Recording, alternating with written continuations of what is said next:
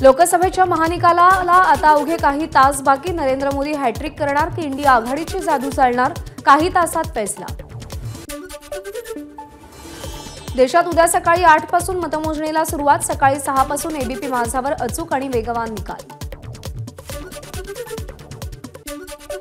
India आघाडीची सत्ता आल्यास उद्धव ठाकरे पंतप्रधान होणार. इंडिया आघाडीच्या बैठकीत निर्णय झाल्याचा अंबादास दानवेंचा दावा. 20 मे रोजी 5व्या टप्प्याचं मतदान सुरू असताना उद्धव ठाकरेंनी पत्रकार परिषद घेतली होती. त्याबाबत केंद्रीय निवडणूक आयोगाचे राज्य निवडणूक आयोगाला योग्य ती कारवाई करण्याचे आदेश. आशिष शेलारांनी निवडणूक आयोगाकडे तक्रार केली होती. शिवसेनेची निवडणूक आयोगाला 17 पत्र गेली, त्याची दखल घेतली गेली नाही. ठाकरेंवरच्या कारवाईच्या केंद्रीय निवडणूक आयोगाच्या आदेशावर राऊतांची प्रतिक्रिया. तर कोण कोणावर कारवाई करणार ते उद्या दुपारपर्यंत कळेल. संजय राऊत यांचा पलटवार. कायदा सगळ्यांना समान असतो, ठाकरे त्याला अपवाद ठरू शकत नाही. निवडणूक आयोगानं ठाकरेंवर कारवाईचे आदेश दिल्यानंतर दरेकरांची प्रतिक्रिया. निवडणूक यंत्रणा आणि जनतेला प्रभावित करणं गुन्हा असल्याचीही प्रतिक्रिया. निकालानंतर उद्धव ठाकरे आणि शरद पवार मोदींसोबत जाणार. रवी राणांचा मोठा दावा. मोदींसोबत जाण्याबाबत ठाकरे परिवाराचा एकमत झाल्याचाही रवी राणा यांचा दावा. कुणीही ऐरागैरा काहीही बोलतो, आम्ही गांभीर्यानं घेत नाही. ठाकरे निकालानंतर एनडीएमध्ये जाणार या रवी राणांच्या वक्तव्यावर राऊतांची टीका. उद्याच्या लोकसभा निवडणुकीच्या निकालानंतर महायुतीमध्ये फूट पडलेली दिसेल. अनिल परब यांचा दावा. तर विधान परिषदेवर निवडून जाणार. अनिल परब यांनी विजयाचा विश्वास व्यक्त केला. उद्धव ठाकरेंना फोन केल्याचं कथित वृत्त प्रसाद लाड यांनी फेटाळलं. उद्धव ठाकरेंच्या भेटीची वेळ मागितली नाही. प्रसाद लाड यांचं स्पष्टीकरण. खोटी बातमी पसरवणाऱ्यांवर कायदेशीर कारवाई करणार. प्रसाद लाड यांचा इशारा. तर महाविकास आघाडीला पराभव दिसत असल्यानं असल्या बातम्या पसरवल्या जात असल्याची लाड यांची टीका. मनोज जरांगेंचं मराठा आरक्षणासाठी उद्यापासून होणारं उपोषण स्थगित. 8 जूनपासून उपोषणाला बसणार असल्याची जरांगेंची माहिती. आचारसंहितेच्या नावाखाली खोटे गुन्हे दाखल करतील म्हणून सावध भूमिका घेतल्याची जरांगेंची प्रतिक्रिया. मराठा आरक्षणासाठी आम्हीही पुष्कळ काम केलं, त्यामुळे जरांगेंच्या आंदोलनाचा निवडणुकीवर परिणाम नाही. मंत्री राधाकृष्ण विखे पाटील यांची प्रतिक्रिया.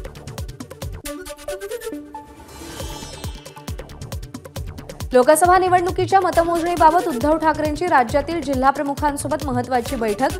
मतमोजणीआधी महत्त्वाच्या सूचनांसह उद्धव ठाकरेंचं जिल्हाप्रमुखांना मार्गदर्शन. राज्यात दुष्काळामुळे जनजीवन विस्कळीत. पाण्याच्या टंचाईमुळे बळीराजा आणि सर्वसामान्य त्रस्त. राज्य सरकारनं तातडीनं पावलं उचलली नाहीत तर महाराष्ट्रातील जनतेच्या हितासाठी संघर्षाची भूमिका घ्यावी लागेल. शरद पवारांचा शिंदेंना पत्रातून इशारा. माजी आरोग्यमंत्री दीपक सावंत शिंदे गटाकडून मुंबई पदवीधर मतदारसंघाची निवडणूक लढणार. 5 जून रोजी सकाळी दीपक सावंत आपला उमेदवारी अर्ज दाखल करतील.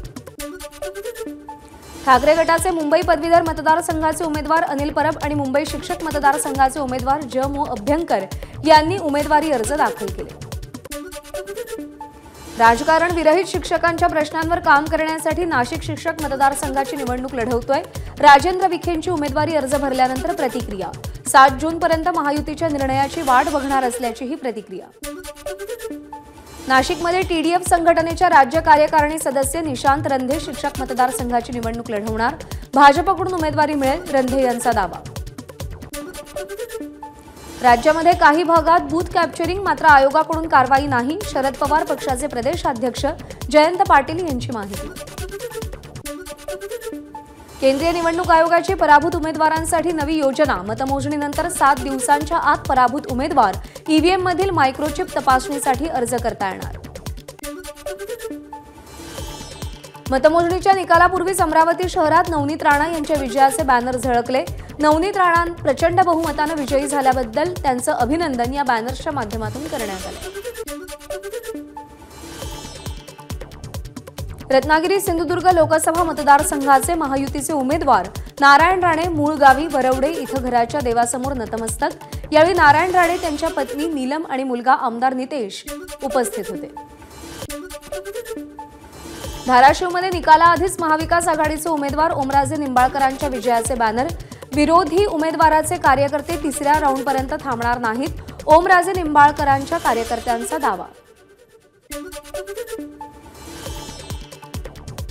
धुळ्यामध्ये भाजप उमेदवार सुभाष भामरेंच्या विजयाचे बॅनर झळकले। माजी नगरसेवक अमोल मासुळेंनी हे बॅनर्स लावले। परभणीमध्ये विजयी उमेदवारांना किंवा कार्यकर्त्यांना मिरवणूक काढता येणार नाही। सोशल मीडियावर आक्षेपार्ह पोस्ट टाकणाऱ्यांवरही कारवाई होणार। उमेदवारांना पोलिसांकडून लेखी सूचना। धाराशिव शहरातील मतमोजणी केंद्रात शहरातील सर्व प्रमुख चौकातील 100 मीटर परिसरात कलम 144 चे प्रतिबंधात्मक आदेश लागू। बारामती लोकसभा मतदारसंघातून सुप्रिया सुळेंचा पराभव होणार, महादेव जानकरांचा दावा।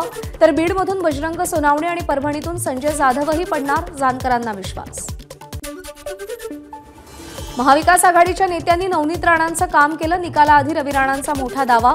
तर नवनीत राणा मोठ्या मताधिक्यानं निवडून येतील असाही विश्वास व्यक्त केला। यवतमाळ वाशिम लोकसभा मतदारसंघाची मतमोजणी दारव्हा मार्गावरील शासकीय धान्य गोदामात पार पडणार। एकूण 30 फेऱ्यांमध्ये मतमोजणी केली जाणार। मतमोजणी केंद्रावर चोख पोलीस बंदोबस्त, 800 कर्मचारी मतमोजणी करणार। अहमदनगर आणि शिर्डी लोकसभा मतदारसंघासाठी एमआयडीसीतील वखार महामंडळ इथे मतमोजणी। 27 फेऱ्यांमध्ये ही मतमोजणी होईल। 21 सीसीटीव्ही कॅमेऱ्यांसह जवळपास 500 पोलिसांचा फौजफाटा।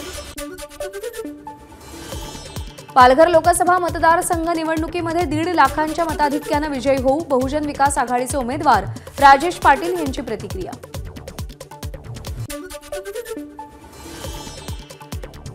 लोकसभा निवडणुकीच्या मतमोजणीतून लोकांच्या विश्वासावर शिक्कामोर्तब, आपला विजय निश्चित। अकोल्याचे भाजप उमेदवार अनुप धोत्रेंनी विजयाचा विश्वास व्यक्त केला।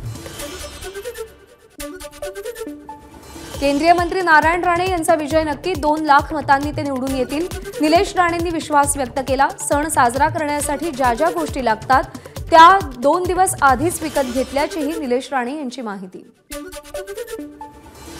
एक्झिट पोलचा निकाल आल्यानंतर सत्कार करण्यासाठी नागरिकांनी गर्दी केली। जळगाव लोकसभेच्या महायुतीच्या उमेदवार स्मिता वाघ यांची प्रतिक्रिया। रत्नागिरी सिंधुदुर्ग मतदारसंघात जनतेचा आपल्याला चांगला प्रतिसाद, निवडणुकीमध्ये विजय होणारच, महायुतीचे उमेदवार नारायण राणे यांचा दावा। लोकसभा निवडणुकीमध्ये सत्याचाच विजय होणार, मतदारांचा आपल्यावर विश्वास, ठाणे लोकसभेचे महाविकास आघाडीचे उमेदवार राजन विचारेंची प्रतिक्रिया। निकालाची केवळ औपचारिकता बाकी, रायगड लोकसभा मतदारसंघातून 1.5 लाखाच्या मतांनी निवडून येणार, अनंत गीतेंनी विजयाचा विश्वास व्यक्त केला। परभणी लोकसभा मतदारसंघातून महायुतीचे उमेदवार महादेव जानकरांच्या विरोधात एक्झिट पोल, तरीही विजयी होणार असल्याचा जानकर यांचा दावा। भिवंडी लोकसभेची तिरंगी लढत, महायुतीकडून कपिल पाटील, महाविकास आघाडीकडून सुरेश म्हात्रे तर अपक्ष निलेश सांबरेंपैकी कोण विजयी होणार याकडे लक्ष। मतदान प्रक्रियेच्या काळात तब्बल 1000 कोटींची रोख रक्कम जप्त केली असून 2019च्या तुलनेत ही रक्कम 3 पट अधिक। 68,000 मॉनिटरिंग टीम आणि सुरक्षा दल या निवडणुकी प्रक्रियेमध्ये कार्यरत होते, राजीव कुमार यांची माहिती। एक्झिट पोलपेक्षा भाजप चांगली कामगिरी करेल, भाजप आणि मित्रपक्ष जास्त जागांवर विजयी होतील, भाजपचे नेते सुधीर मुनगंटीवार यांचा दावा। एबीपी माझाच्या एक्झिट पोलमधील भाजपला विदर्भात मोठा फटका बसण्याच्या शक्यतेवर मुनगंटीवार यांची प्रतिक्रिया। लोकसभा निवडणुकीच्या 60 टप्प्यांमध्ये तब्बल 62.36% मतदान झालं। या निवडणुकीच्या निमित्तानं देशात विश्वविक्रम घडला। या 60 टप्प्यात 64 कोटी मतदारांनी मतदानाचा हक्क बजावल्याची निवडणूक आयोगाचे आयुक्त राजीव कुमार यांची माहिती। विरोधी पक्षाच्या मागण्या मान्य केल्यात, त्यात नवीन काही नाही, राजीव कुमार यांची माहिती। अमित शहा यांनी 150 जिल्हाधिकाऱ्यांशी बोलण्याची चर्चा खोटी, राजीव कुमार यांचं स्पष्टीकरण। जयराम रमेश यांनी अमित शहांनी जिल्हाधिकाऱ्यांना धमकावल्याचा आरोप केला होता। लोकसभेच्या निकालाआधीच विधानसभेसाठी मोर्चे बांधणी, उदगीरचे माजी भाजप आमदार सुधाकर भालेराव यांनी शरद पवार यांची भेट घेतली। जितेंद्र आव्हाडांसारख्या माणसांमुळे पक्ष सोडला, राष्ट्रवादीचे युवा आघाडीच्या अध्यक्षपदाचा राजीनामा दिल्यानंतर धीरज शर्मा यांची आव्हाडांवर टीका। शरद पवारांबद्दल आदर, मात्र सुप्रिया सुळेंकडे नेतृत्व करण्याची क्षमता नाही, धीरज शर्मांची सुप्रिया सुळेंवर टीका। तर अजित पवार योग्य नेतृत्व, शर्मांची प्रतिक्रिया। सह्याद्री अतिथीगृहावर 6 जून रोजी मुख्यमंत्र्यांच्या उपस्थितीत विशेष बैठकीचं आयोजन। बैठकीमध्ये मुख्यमंत्री विविध उपाययोजनांचा आढावा घेणार। अहमदनगरच्या लोणी आणि कोल्हार परिसरात वादळी वाऱ्यासह मुसळधार पाऊस। पावसामुळे वातावरणात गारवा तर शेतकऱ्यांमध्ये समाधान। अकोल्याच्या मूर्तिजापूर तालुक्याला पावसानं झोडपलं। माना कुरुम भागात जोरदार पाऊस। उकाड्यापासून नागरिकांना काहीसा दिलासा। नंदुरबारच्या नवापूर तालुक्यात पूर्व पट्ट्यात मुसळधार पाऊस। कोंडाईबारी चौकी पानबारा मोरकरंजा या भागामध्ये जोरदार सरी। पावसामुळे वातावरणात गारवा। नंदुरबार जिल्ह्यातील धडगाव तालुक्यात तुफान पाऊस। घाटली परिसरात भर उन्हात नदीला पूर। अचानक आलेल्या पावसामुळे कैरी पिकाचं मोठं नुकसान। वाशिम जिल्ह्यात सलग दुसऱ्या दिवशी मान्सून पूर्व पावसाच्या सरी। काही ठिकाणी वादळी वारा आणि विजांच्या कडकडाटासह पाऊस तर झाडांचीही पडझड।